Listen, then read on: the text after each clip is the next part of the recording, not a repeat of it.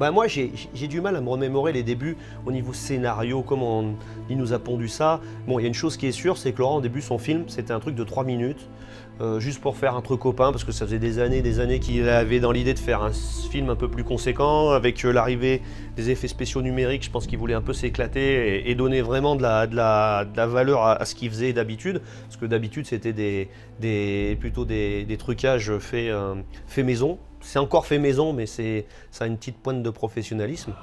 Donc c'est vrai que je me souviens plus trop comment, au début, les choses se sont mises en place. J'aurais du mal à raconter. Par contre, c'est vrai que la première journée de tournage, c'était énorme. C'était dans une salle des fêtes.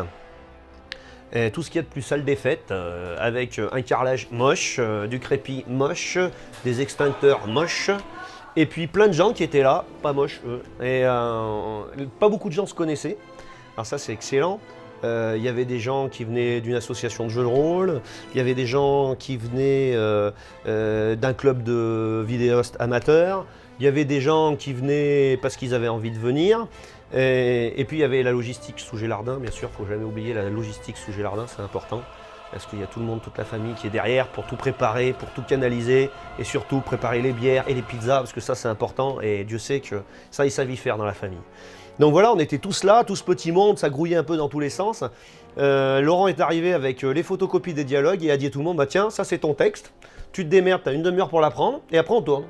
Sachant que les 3 quarts des gens, c'était pas des acteurs, vous avez sûrement vu, vous allez le voir dans le film, on est tous très très performants en termes d'acteurs, donc c'était quelque chose. Une caméra, on n'avait jamais fait quelque chose devant, donc ça c'est aussi un grand moment. Parler devant une caméra, je peux vous dire que c'est loin d'être évident.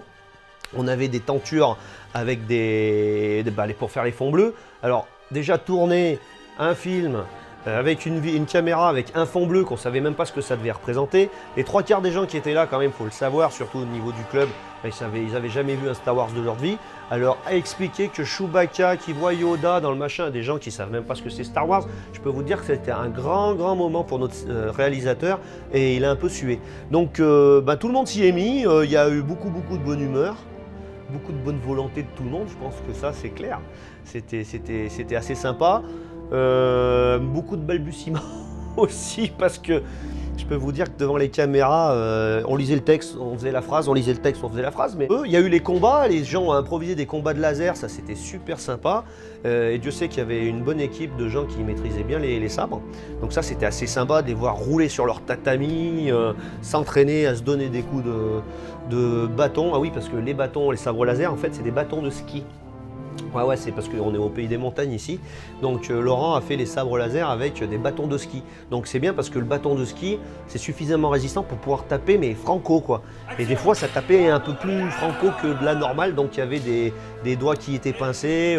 On a même réussi, je crois, à plier un ou deux bâtons de ski. Donc voilà, c'était assez hallucinant, ça a duré assez longtemps. Je me souviens bien, on y était le matin de 9h et ça a dû finir à 9h. Avec des petits breaks, d'ailleurs les gens étaient morts, je sais pas s'il y a vous verrez des séquences, mais il y a beaucoup de gens qui dormaient entre 2 prises, c'était assez sympa. Il y avait quelques joyeux drills qui s'amusaient à mettre quelques annotations sur les claps, on s'est bien éclaté avec ça en mettant scène 1, Laurent va chercher le pain, scène 2, etc. Donc ça c'était assez amusant.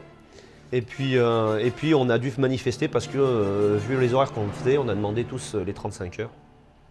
Et ça, les 35 heures pour les acteurs, je pense que c'est important et on n'y pense pas assez. Parce que bon, on a une vie qui n'est pas facile et Laurent, il ne s'en rendait pas compte, lui, parce qu'il était dans son trip. Et nous, on était là, il faisait chaud, on n'était pas bien. Mais il s'en foutait, il nous donnait des coups de fouet. Il fallait voir, c'était une catastrophe. Donc voilà, un grand moment que cette première scène, je ne me souviens pas de tout, mais voilà, pour moi, ça a été super sympa. Laurent, alors moi, c'est quelqu'un que j'ai connu en IUT. Donc quelqu'un d'assez... comment on va dire, assez pas rêveur, mais qui donne toujours la sensation de faire des trucs magiques, des grands trucs.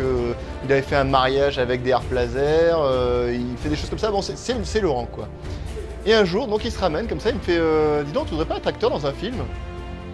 Et moi, pas du tout acteur, mais plutôt informaticien de base. Non, je vois pas et tout. Ah ouais, je veux faire un film et tout, ça t'intéresserait pas? Et finalement, il est aussi tellement persuasif que je me suis emballé dans l'histoire Jedi Crisis. Et c'est parti comme ça, et j'avais aucun scénario. Le jour où je suis arrivé au premier jour de tournage, je n'avais pas un seul papier, j'avais rien, je savais pas ce qui allait se passer. Tout ce que j'avais, c'était un costume qui devait représenter un Jedi et une perruque. Donc j'avais essayé de me donner le style Qui-Gon Jinn. Et je suis arrivé ce jour-là où personne ne se connaissait. Il y avait un monde fou dans cette petite salle. C'était pas une grande salle, hein. Il y avait beaucoup de monde. Il y avait effectivement une association. Il y avait des Stormtroopers d'un côté, un Dark Vador de l'autre, un Yoda en maquette, des caméras, des éclairs, des fonds bleus, de tout ce qu'on voulait. Il fallait qu'on aille se maquiller au fond. Alors moi j'ai commencé à m'installer au fond. Et alors pour l'anecdote, je devais être dans les premiers à passer. Alors ce qui fait que j'ai appris mon texte. Alors mon texte je le connaissais mais après par cœur, au bout d'une demi-heure ça rentrait bien, c'était impeccable, j'avais les répliques. Et puis malheureusement chacun avait ses contraintes horaires. Alors moi il va falloir que j'y aille. Hein. Alors Laurent, bon attends excuse-moi, on va décaler ta scène, on va d'abord prendre les autres. Et finalement j'ai fait ma scène, c'était environ 19h. À 19h, je peux vous avouer qu'avec le serre-tête pour la perruque, j'en pouvais plus, j'avais mal à la tête, j'en avais marre, j'étais crevé. Et il a fallu que je fasse des répliques devant. Rien du tout. Il n'y avait qu'une caméra, il y avait tout le monde qui était autour en disant vivement qu'il finisse sa scène. Et je crois que ça a été la pire des scènes que j'ai faites parce que j'ai bégayé, j'ai pas réussi à avoir une seule fois la même réplique, etc. Ce qui a posé d'énormes problèmes au doublage des voix, donc voilà.